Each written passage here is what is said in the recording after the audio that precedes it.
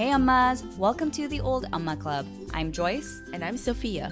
We are two friends in Los Angeles who had so many great coffee chats about our love for Jesus, being Korean in biracial marriages, and having kids mid-career, mid-30s. So we decided to turn it into a podcast.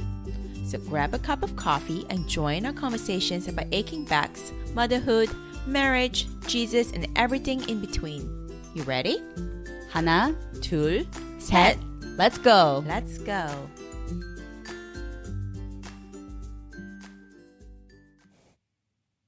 Hello, Ammas! Hello, welcome to the last episode of season 2. Yes. Episode 8. Wow. So the theme of this season 2, just a reminder, it was in the trenches. It's about being in the thick of it, specifically in this season of staying at home with kids, multiple kids under the age of 5. So it's a very special season in parenthood. And so we wanted to talk about just the specifics of it, the challenges of it, the hardships of it. And as we were reviewing the episodes of this season, Joyce and I were thinking, we talked about mom rage.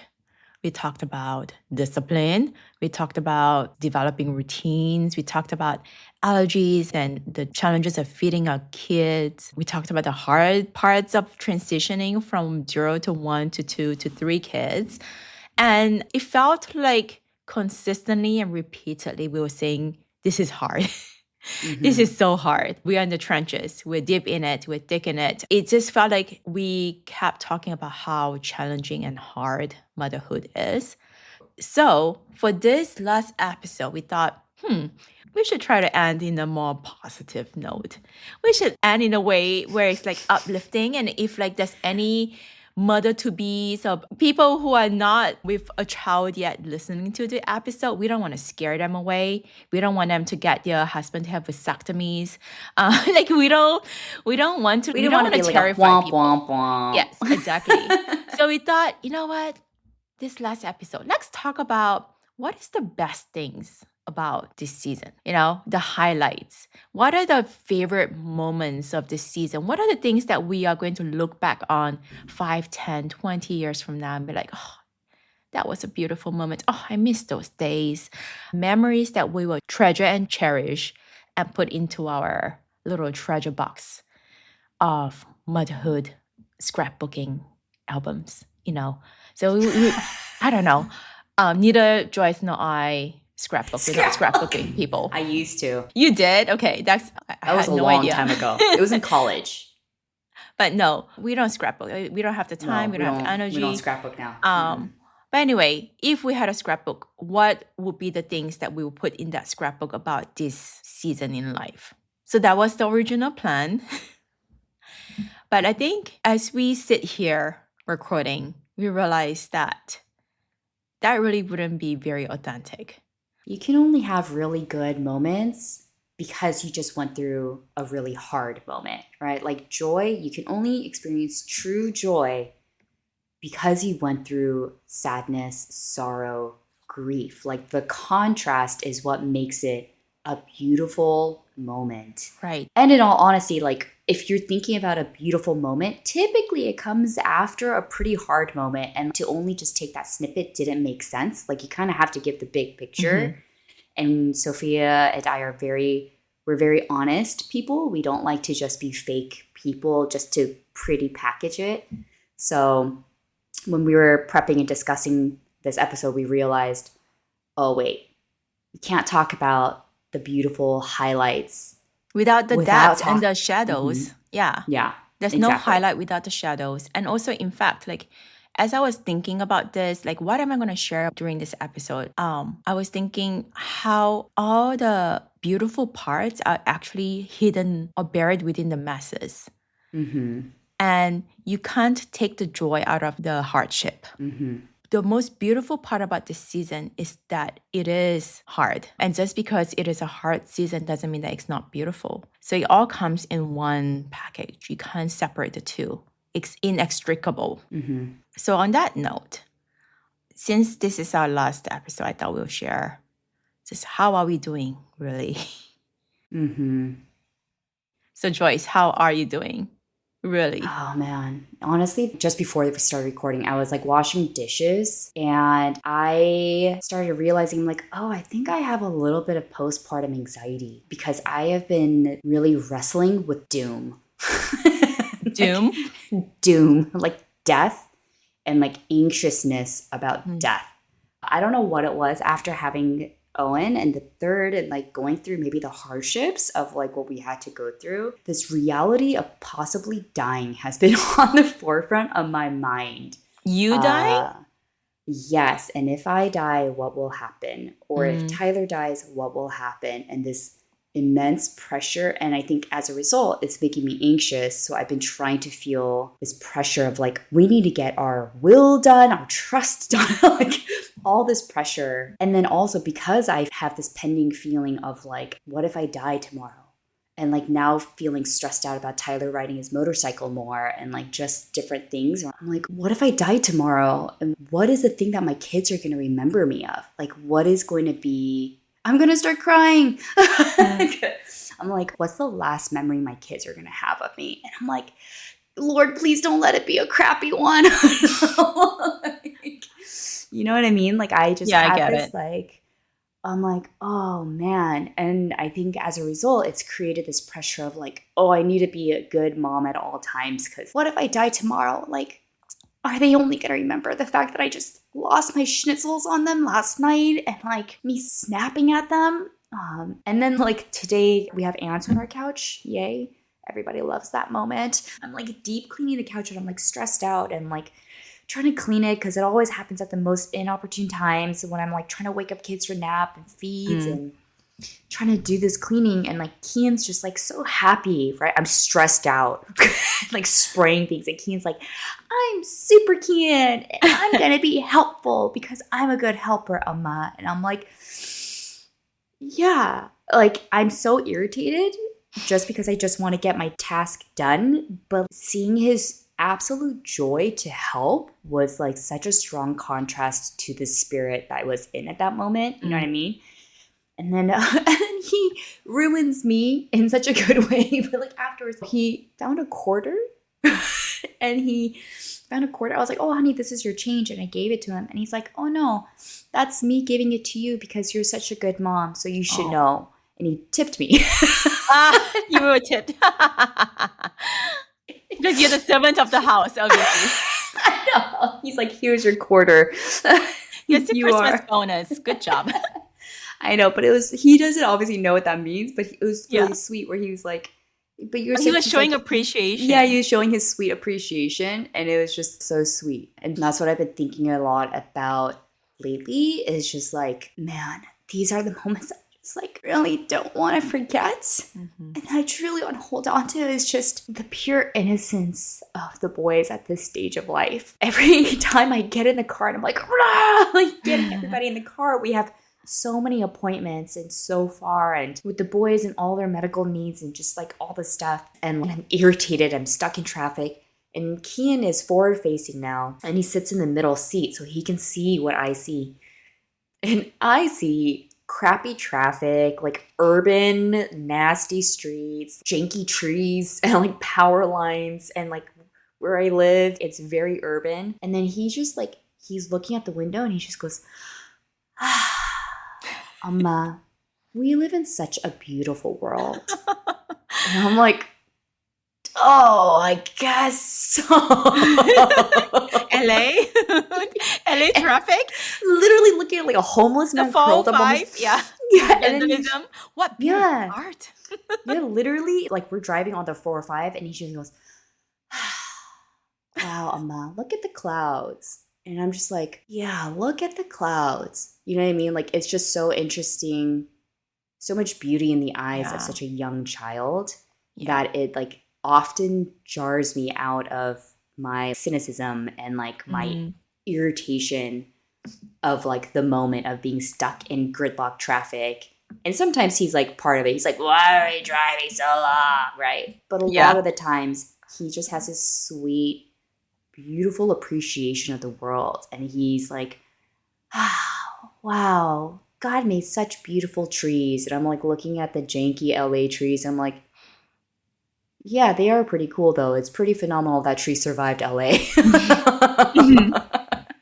Or like Tig, I'm like so mad because it's like so loud and like so messy, and then Tig will just bust out singing his like Avengers Ah, song and that's so Captain cute. America, go, go, go. And I'm realizing more and more, at least the past couple of weeks, just how God uses the boys to just kind of shake me out of my own blinders. And it's been really a joy in that Yeah. sense of like, oh, wow, right? I'm like, this is the reason why God says you should have faith like a child. Like, no greater love and faith than that of a child, right? And it's true. Like, the more I see the way the boys view life, and Mm, I'm like, it's just this simplicity and this ability to appreciate life at its greatest, despite me seeing all the wrong, that they see all the right.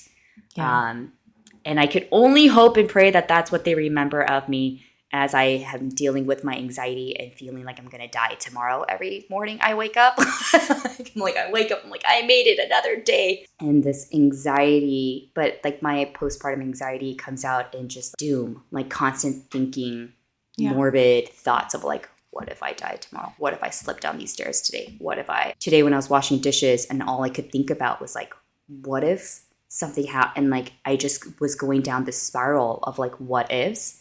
And Mm-hmm. that's when I was just like, oh crap, I think I have postpartum anxiety. And I didn't realize it. Just been thinking, oh, you're just being overly prepared for life, Joyce. And I'm like, I don't think this is normal. I don't think the amount of times I think about death is normal. So I was like, today I'm realizing like, oh, I think I've been dealing with some postpartum anxiety that I didn't realize I was having.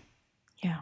I think a lot of parents can Mm-hmm. definitely relate to that because I also have many, many thoughts of death. Like I will be walking with Woody on the street, holding her hand, right? And I think, Mm-hmm. oh, what if a car just like runs into her and I look down Right. and I'm just holding onto an arm that's detached from her body. Like those are the Yes. mental, Yes. visual, Yes. graphic, gory Yes. images that just comes suddenly just like shoots into my head.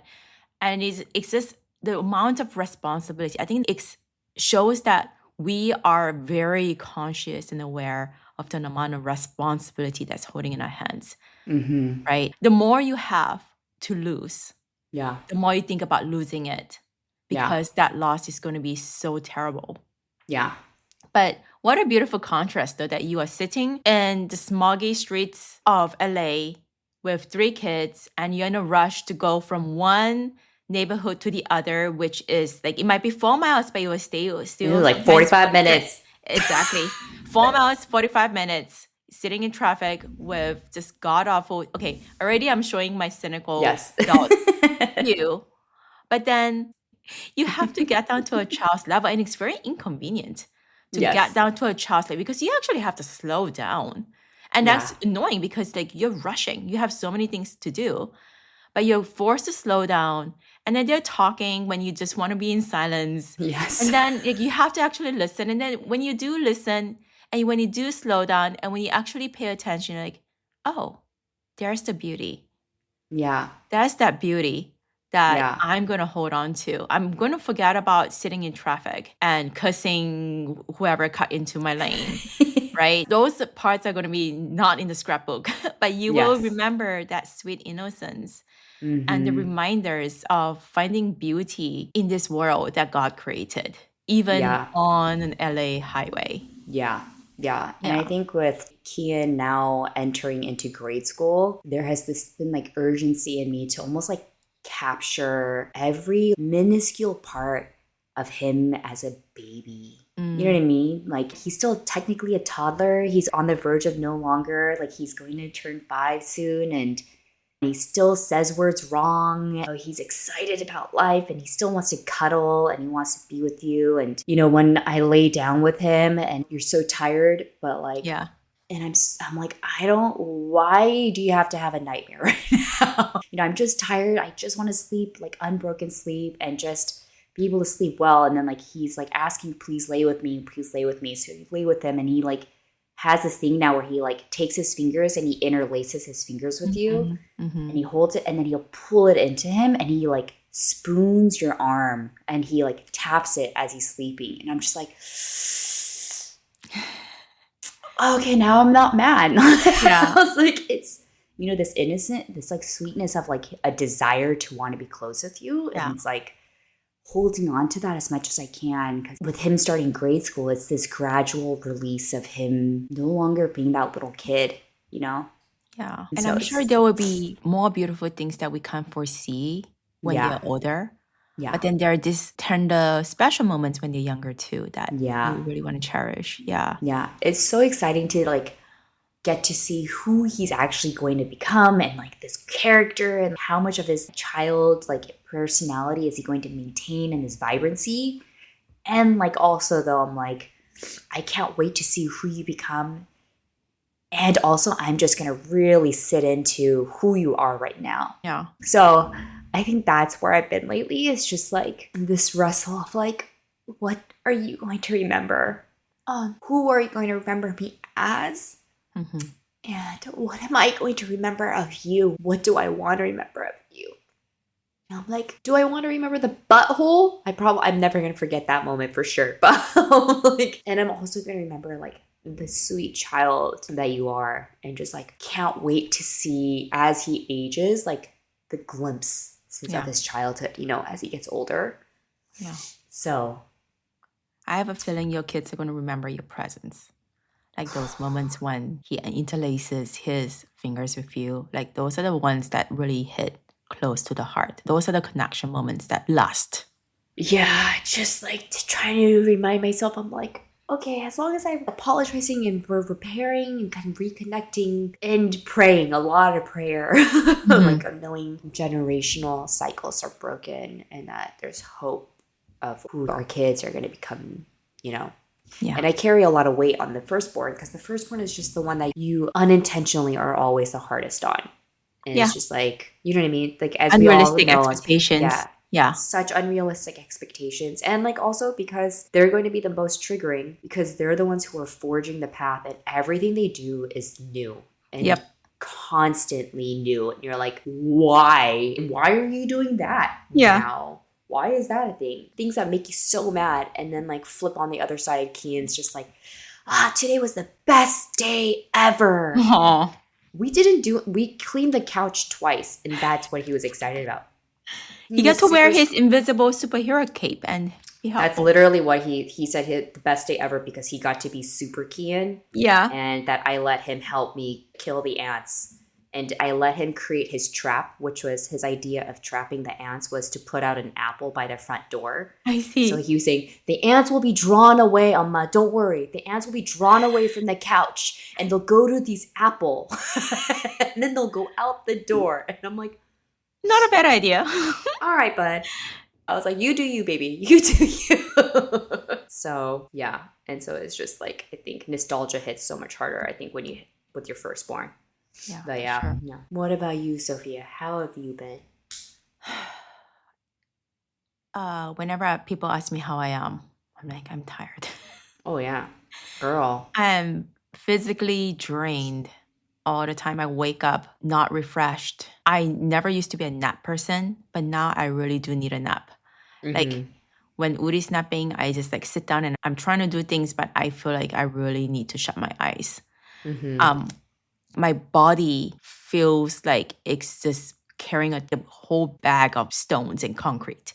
Mm-hmm. It's like there's this heaviness on my physical body. And so I just feel depleted all the time. And part of it is pregnancy, but also part of it is just taking care of two kids 24/7, of a recently turned 4-year-old and a 21-month-old. And also part of it is just the mental energy of how much, like, I have been really trying to work on myself. The first episode of this season, we talked about mom rage, right? So there's a lot of inner work that needs to be done. So I've been really trying to work on that mom rage. I've been going to therapy. I'm trying to create support systems for my nervous system. While at the same time, I'm also really being a lot more intentional about how I parent my kids.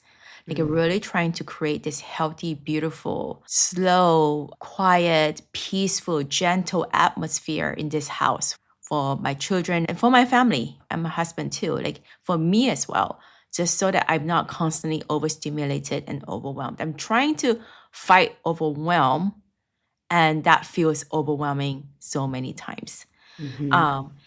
So recently we went to Korea for 3 weeks. And when we got back, the kids were having jet lag. We all having jet lag. And for some reason, I kept waking up automatically at 6 a.m., which is like unheard of for me. I'm the kind of person who can sleep till 4 p.m., which I did before I had kids. I can sleep till 4 p.m. and wake up still, but like I can still go back to bed. I'm someone who really loves sleep, and I'm a deep sleeper. But I woke up at 6 a.m. consistently, and I was like, you know what? And this was before the kids woke up, because the kids were sleeping till like 7:30 a.m., which was It's a like, great day. oh, so It's good. a great day. Yes. So I got into this routine. I was like, you know what? I've been praying about wanting to, like, instead of dashing through a podcast Devo, like I've been really praying about, you know what? I need to make reading the word a priority. Like if I can work out every day, then I can read the word every day by making that a priority. So I was like, you know what? I'm going to set a new routine. And so 6 a.m. wake up, I set the day. I turn on soft, quiet hymns in the background. I put on essential oils because I've become that kind of person. And I unload the dishwasher. I make my coffee. I sit down and I read a chapter of the Old Testament. I read a psalm and I read a chapter of the New Testament. And then I write down scripture that really hit me that day. And then if I have time, I journal. So for a good 10 days, 10 solid days, my kids were sleeping till 7:30, sometimes till 8 a.m. So I was like, this is great. I saw a marked difference into like how I was starting the day and then how that continued throughout the day. Right. Like, wow. It's such a great tone. Yes, it sets the tone, it sets the atmosphere, but also like I'm just reorienting my heart to the Lord. And I was like, oh, Yes. I found the secret to, solving my overstimulation, and I found this like great support system to like help my nervous system so I'm not ragey all the time. And also the moment we came back from Korea, we signed up for the YMCA, our local YMCA, because I had just discovered they have childcare. And I was like, okay, then I can work out. And that's the time when I know my kids are safe and I'm not constantly being disrupted and interrupted and having to break up cries and tantrums while I'm trying to work out. Working out had become so overstimulating and stressful. But also, if I work out early in the morning, it just pushes everything that we are supposed to do in the day backwards. And then I start the morning feeling so rushed and anxious. So, okay, I have this external support system where I get a time to work out, I get a time to recharge in the middle of the day, and the kids are safe. And I was like so pleased with myself, this new routine where we're doing Bible time at homeschool in the morning. I have my own Bible time in the morning. And this entire day just feels almost perfect. Not that the kids are behaving, but because my temperament, everything is just contained and I'm somehow being recharged. My nervous system isn't fried. I'm tired, but mentally, spiritually, emotionally, I feel great. And then the second week hit. I remember 6 a.m., wake up, making my coffee, and then I hear a stomping. Tove woke up, and I was like, oh, I literally cringed. It was just an instinctive reaction where I clenched my fist, and I was like, yes. And then your nervous system just went. Yes. And then, Tove comes in at 6:08 a.m. And like the moment he comes in, needy, clingy, whiny, just like rolling on the floor, like dragging on my sweatpants, just needing this, needing that, nothing's pleasing him. And I'm just like, okay. And then I remember him coming to the kitchen, and I just distinctly remember reminding myself, this is the first time he's going to see your face this morning. Don't give him a frustrated face. Don't give him an exasperated face. So I had to quickly rearrange my facial countenance to show a smile. And I was just like, hey, Tove, good morning. And, he just woke up. He's feeling grouchy. But then I was like, you know what? I'm still going to stick with this routine. My kids need to see that Oma needs quiet time with the Lord. I'm still going to sit down and read my Bible. Okay. And then a few days later, Uri starts waking up at like 5:20 a.m. And she's been waking up at 5:25, 5:30 a.m. every single day. Brutal. She's still doing that right now. And it's not like she wakes up, hi, so refreshed. She wakes up screaming, screeching, like just like in a bad mood. She's gotten to this stage where she's not easily pacified by things anymore. Like nothing satisfies her. Like she wants this, I gave it to her. Nope, not happy. In fact, She's she really gets even getting to angrier that. because she realizes this is not what she wants, but she doesn't know what she wants. So she's just like screeching. So this week, I remember it was Monday, 6 a.m., wake up. Both kids are already awake. Once again, even though I'm waking up early, I'm still waking up with my kids or like after my kids. But then screaming, like whining, Oma. I'm trying to set up activities so that the kids can sit right next to me while I'm reading the Bible with my coffee. But then it's like throwing things, like rubbing markers all over or like eating markers. I'm trying to like read God's word, but nothing's entering my mind. Yeah. And I'm just like, what is the point of this? And I was just so frustrated. And Uri was just extra whiny to the point where Tove was like wanting to hit her because he was getting mad. So he kept asking me, Oma, why is she keep crying? Why is she so loud? She's too loud. And I'm like, you're too loud. Like now both of you are screaming at me. And while I'm like, I have the Bible open in front of me with a cup of like everything, the scenery, like the essential oil diffuser is going, the dishwasher is unloaded, the classic soft music's playing. Every part of my routine is set up, but nothing is going within my control. Like I can't predict when the kids are going to wake up. I can't control how they're going to wake up. I can't control what kind of temperament and state they are in. And then we're doing homeschool and it's like a battle, like just getting him to focus for 3 seconds. Like I'm not asking for like 30 minutes of your time, Tove. I just need you to focus for like 5 minutes. And I know developmentally, you can focus for 5 minutes, but he won't even give me that. He's running away. He's climbing under the table. He's just bouncing off the walls. So like homeschool didn't go well at all. And then we go to the YMCA finally. The entire morning, I'm just waiting for that time where I can drop them off so I can work out and just have that quiet time. And I realized that it's summer and childcare is like hit capacity. And I tried to book like 5 minutes into when the seats open up, the availability opens up, you can actually reserve because you can only reserve a week in advance. And I was 5 minutes late and already booked full. So then I'm like, oh my God, like all these desperate parents just like me, they probably have alarms on like 5 minutes before so that they can book as soon as it opens, right? I realized how much I have been holding on to this YMCA childcare as a lifeline for me this summer. And then I saw it just disappear before my eyes. So thankfully I had booked this ahead of time. So I was working up, but I was looking into like that week, the next week.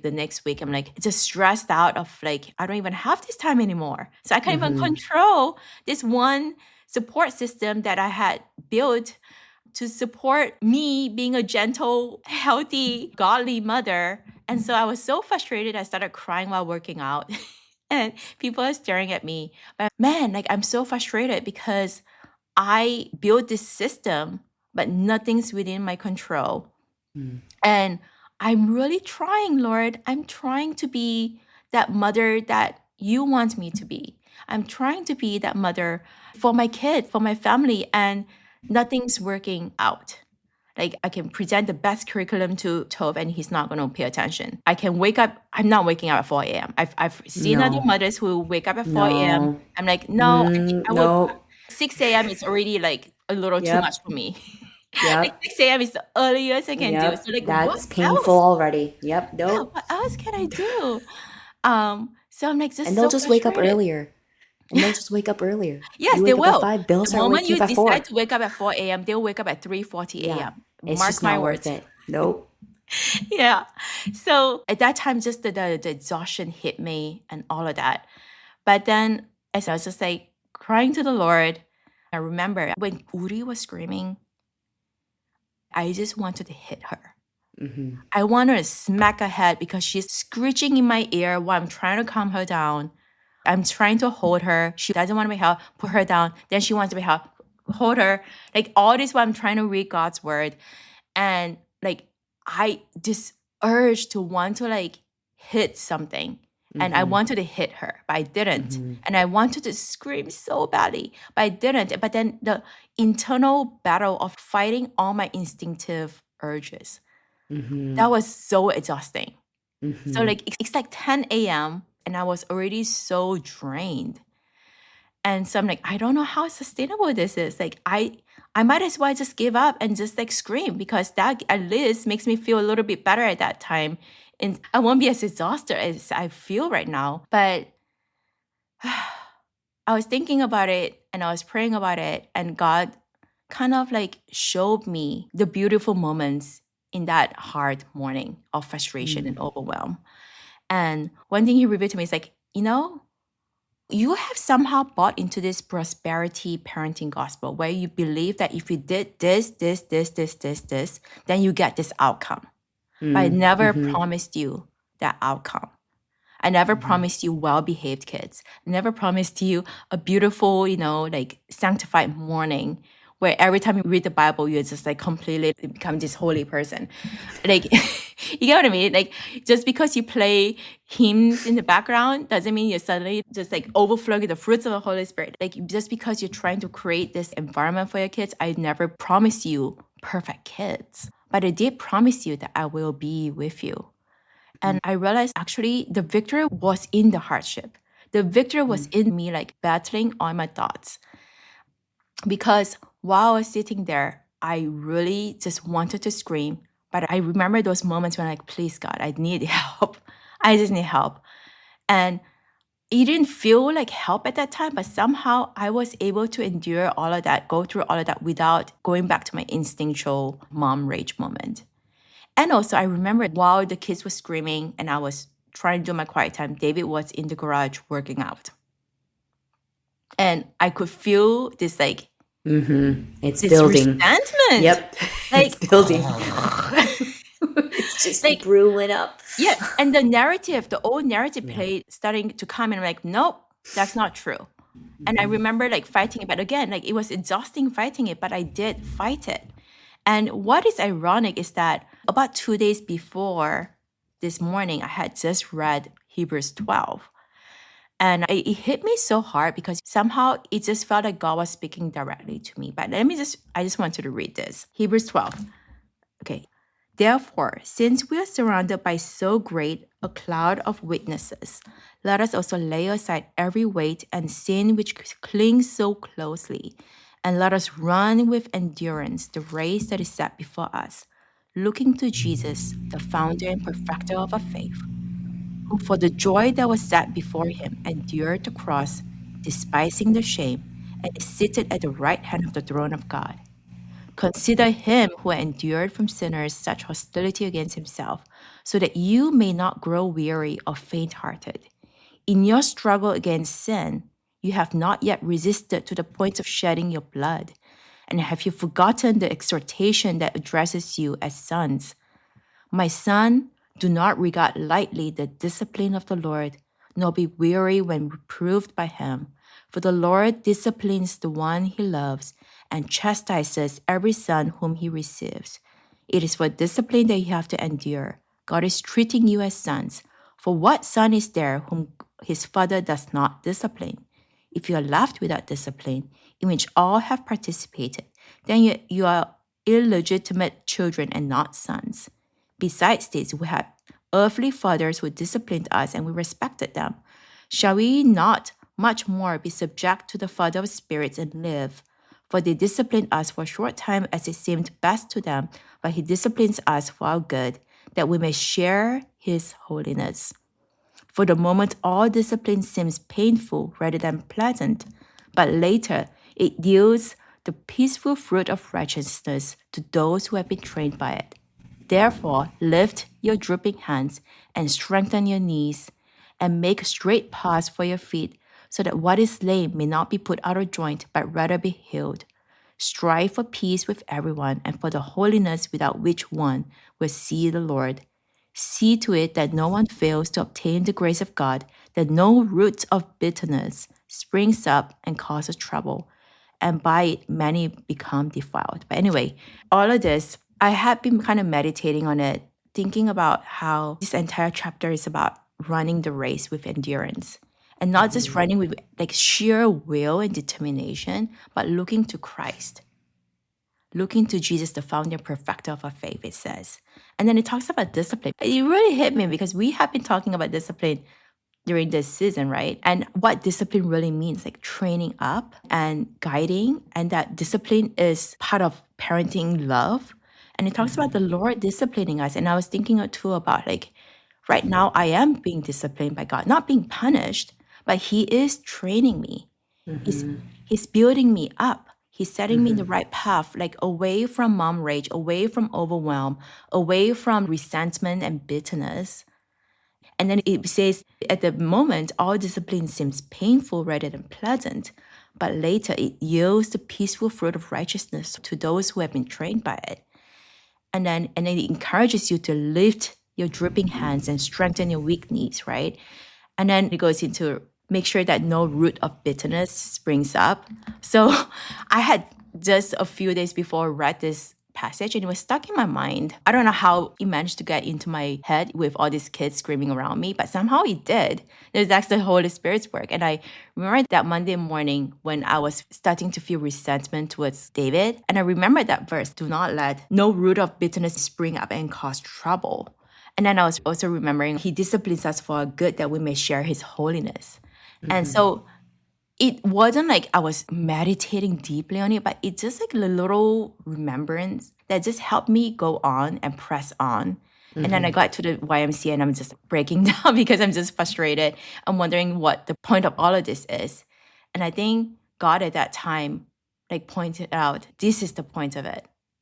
Like this whole process of hardship, it's painful, but this journey of pain is the point of it.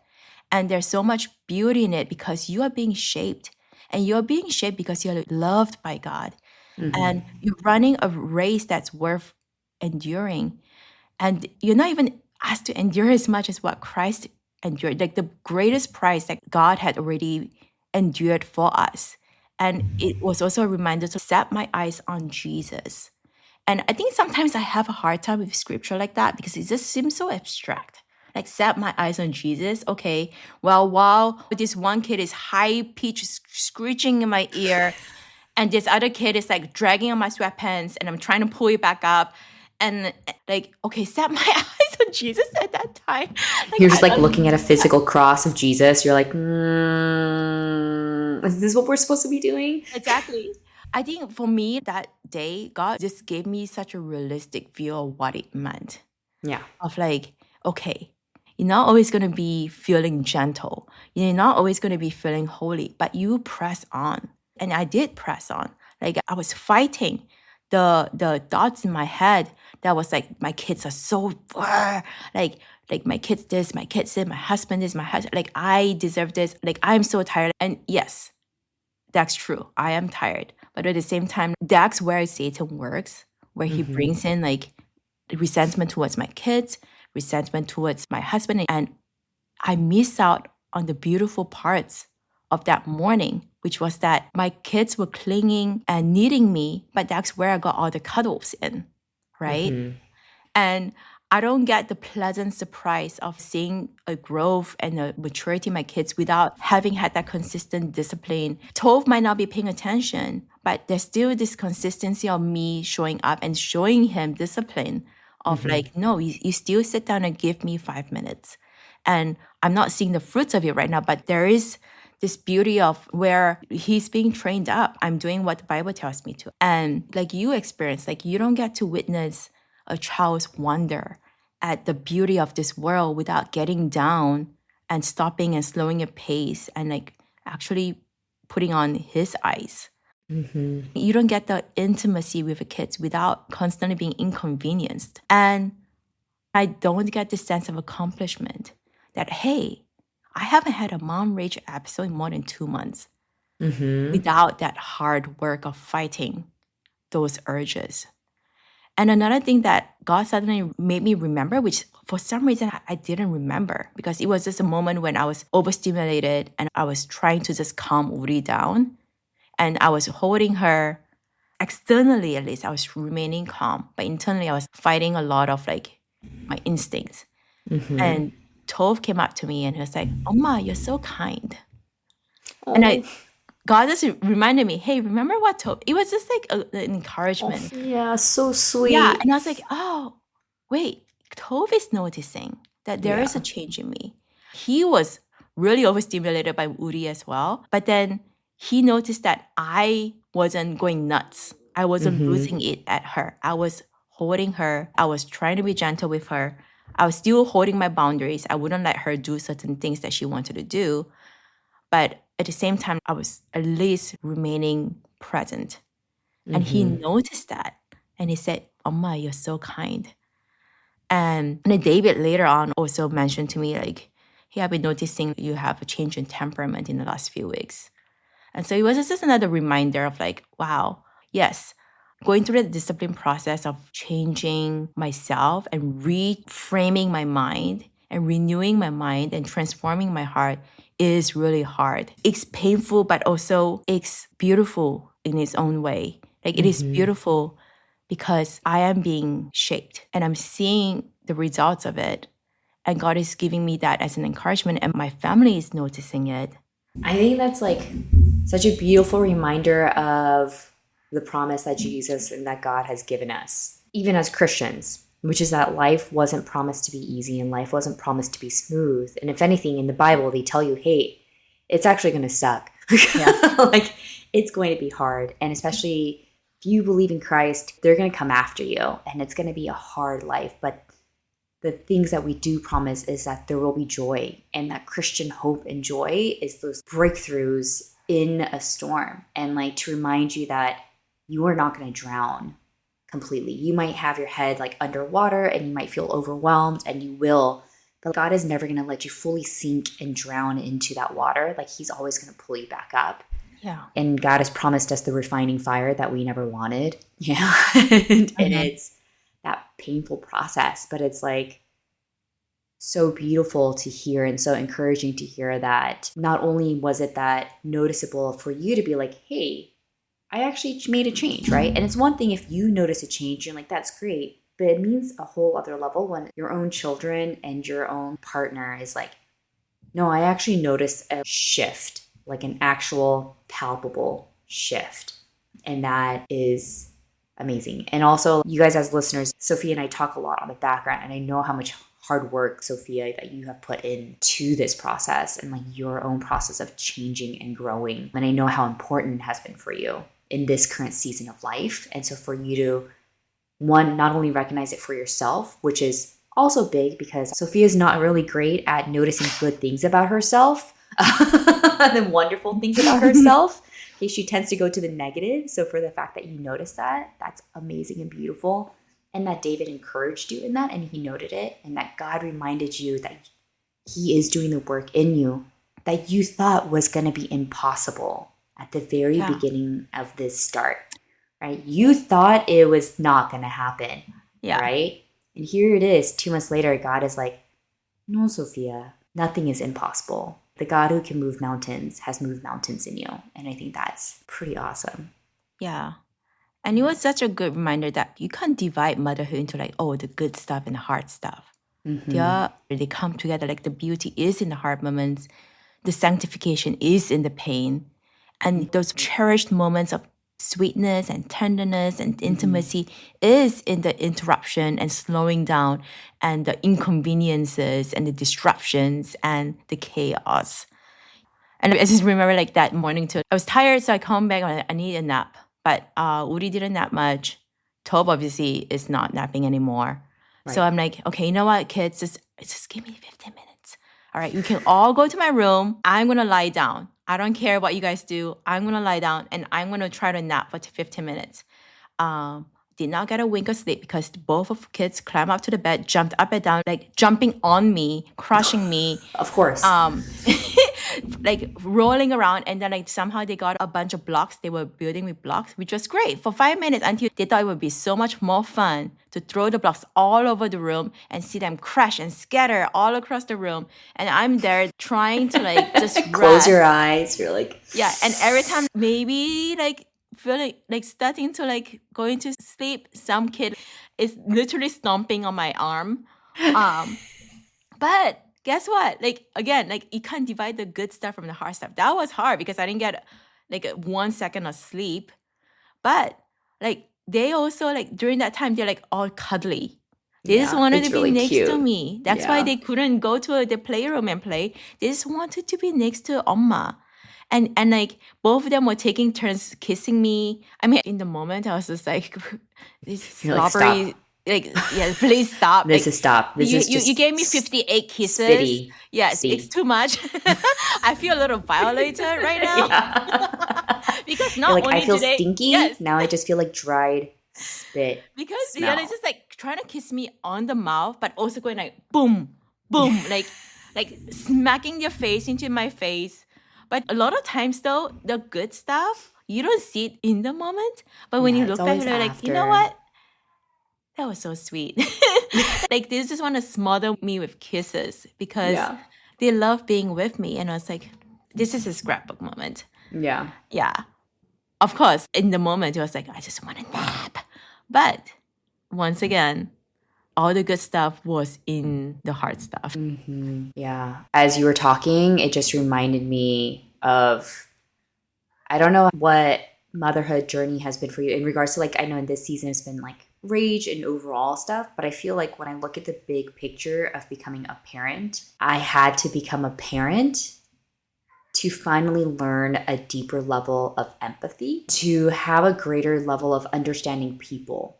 And I feel like I have always in the past been able to connect with people. But once I became a parent, a lot of the struggle that Tyler and I have gone through, it broke us a lot. There was a lot of breaking, just the journey we went through with Kian and his eczema and his food allergies, but it was through that God gave me a soft heart. It was a heart that could actually understand pain better and understand struggle better.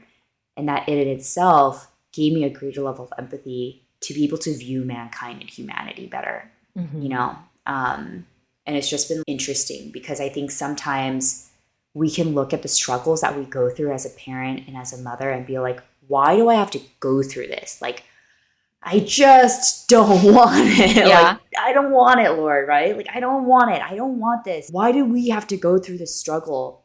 And I've wrestled with that a lot. And I think every time I have gone through a deep sorrow as a parent or in motherhood or pregnancy, I have always heard God's voice.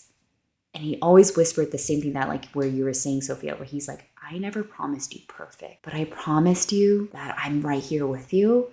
And it has been the times where I have felt the closest with God. And it has been those moments where I have had a better and more clear understanding of the heart of God. 100%. So I think it's just been maybe a form of encouragement for the Amma who's listening and is really in the thick of it. Maybe you are wrestling with the thoughts of like, why am I having to go through this? And I don't know the struggle and I don't know what it is that's going through. And each and every person's hardship is so unique and individual. But I really do hope that as you're listening that you're able to find the hope of a reminder that God never promised us easy, which is really hard truth to swallow as humans and as Christians. It's a very hard truth to swallow. But he promised hope and he promised his presence. And I do hope that if you are someone who's going through the thick of it, that perhaps at the end of this, that you're able to look back and realize like, oh, wow, I can see where God was so faithful to me in those times. And also, wow, if my heart hurts so much right now, as a parent and as a human, how much more is God's heart hurting with me and through it for me? And I think that's sometimes the hope that carries me through some really dark times is that I'm not alone in my grief and in my sorrow Mhm. and in my struggles and in my anger and in my frustrations. God is sharing that very moment with me as well. Yeah, I love that. Like what you mentioned, God never promised perfect. Mm-hmm. But also, I was thinking, I always feel like I need to do things right. But then God never requires us to do everything perfectly. Right. That was what Jesus was for. Yes, exactly. Jesus Mm-hmm. bore it all. Like, what God requires from us is just faithfulness. Mm-hmm. And we're not going to do things perfectly, and we're never going to have perfect Mm-hmm. outcomes. But God just wants us to trust Him. And you mentioned hope. And that's something that I've always wrestled with. Like, even with Mom Rage, when I mentioned, like, I just don't feel like I have hope that I can ever change. And it seemed like I was looking at myself, but it was also a declaration in a lack of trust Mm-hmm. and faith in God, Mm-hmm. right? That God can heal me, that Mm-hmm. God can change me. And that's something that I've been noticing more in myself, my lack of trust in God. Mm-hmm. And this is why I'm so thankful for my new routine of reading the scripture, even if it's not always the most renewing process with kids. But like I remember reading Genesis 15:6, and it's that verse where God for the first time promises Abraham children, even though they're old, and then God promised descendants as many as the stars. Mm-hmm. And then it says like Abraham believed in God and God counted it as righteousness. And then what's even more crazy amazing is that right after that, he makes a covenant with Abraham where he bears all the risk and the cost of that covenant. Mm-hmm. It is one of the most remarkable passages in the Bible that really sets Christianity apart from any other religion, where God makes a covenant with you and then he bears the cost of it. Mm-hmm. And okay, Abraham's not my favorite character in the Bible. He is trash. He's a terrible husband. From a modern eyes, it's just like, wow, you tell your wife to sleep with random men because you're afraid of, you coward. And then your wife is like, oh, I can't bear kids. Okay, I'm going to have sex with your servant. Anyway, like he is not a very upstanding man. But at the same time, like God saw his faith and trust in God. And you can see his Mm-hmm. journey from a very flawed, cowardly, untrusting man to someone who fully trusts God by the time he gets to sacrificing Isaac. Right. And you see his faith grow and grow and grow. And I think that's really the one main thing that God asks from us is that we put trust in him. We might not trust him completely at first, but as we are faithful and we show up and we're consistent, we see God show up. And our faith grows, not from blind faith, but from evidences of God's presence. And that's what you mentioned too, Joyce, about Mm-hmm. seeing God's presence in that moments of deep sorrow and grief and suffering in your journey as a wife and as a mother and as a human being. Mm-hmm. Yeah. And Yeah. God always shows up, and that's all he requires from us. Not that we trust him perfectly, but that we strive to trust him and we look for his presence. We look for evidences of his faithfulness. And then we invite him into that, Yeah. right? Something that I think is hard is for us to invite him into those moments of struggle. We can sometimes separate God from what we're experiencing Mm-hmm. versus realizing he's actually standing right, he's with me in it. And I think that can sometimes be encouraging, cannot. But I think it's just a hope that I hope that we can remind ourselves and also all of you who are listening is just that in those moments where we feel so alone, truly you are not. Like you truly are not. And I feel like God has reminded me of that. I remember there was a moment one day I was feeling so low with myself and really struggling and really needing a word of encouragement. And I think I texted Tyler about it or something. And I remember like just feeling like I'm not getting it from my spouse. And I like really wanted it, I think, from Tyler. Mm-hmm. So I remember making a cup of coffee and making my lunch, and I was like so upset, and I was like feeling like I just need encouragement. I'm like, you know what? I'm gonna encourage myself. Like I'm gonna be that self-talk person. And I was like, Joyce, I see you. I see what you're doing. And I was like, the heck am I doing? But I was like, I see you. And I'm trying to encourage myself and be, right? Like, I'm like, okay, let's not Debbie down on myself, but let me uplift myself at least. Speak truth to me. And as I'm speaking it, I hear God talk into that moment and be like, what are you doing? He was like, Joyce, I already say that to you. And I just started like crying. And as he's like, I see that you are a good mother. And I see that you are trying. And I see all that you do. I see all the things that you think nobody sees that you do. I see it. And I see the sacrifice that you put in. And I see what you are carrying in your heart as a mother. And I see it. And though no one else may see it, and you feel that no one else sees it, it is seen. And I just remember I just started crying because I was like, oh, you're right. Nothing we do, I think that's an encouragement of being maybe a Christian mother versus a non, is that we carry the hope of knowing that our struggles are seen and that we are seen by God that loves us and cares for us and desires the best for us. Versus a lot of moms that we all know, and we are ourselves, we talk about the invisible labor and the invisible mental load. And it's invisible because it's what we carry, but it's not invisible to God.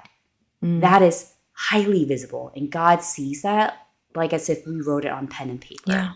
And I think that sometimes we have to remind ourselves, even though it's invisible to our partner and invisible to the world of what we carry as mothers and as ammas, it is not invisible to God. And God sees all that we do and all that we strive and struggle through and carry through, that it is seen.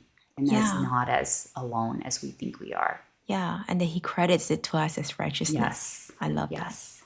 All right, ammas. So I just hope that we end this note as a little bit more hope for this season. So Sophia and I are each going to read a word.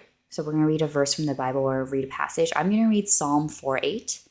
And it says, in peace I will both lie down and sleep, for you alone, O Lord, make me dwell in safety.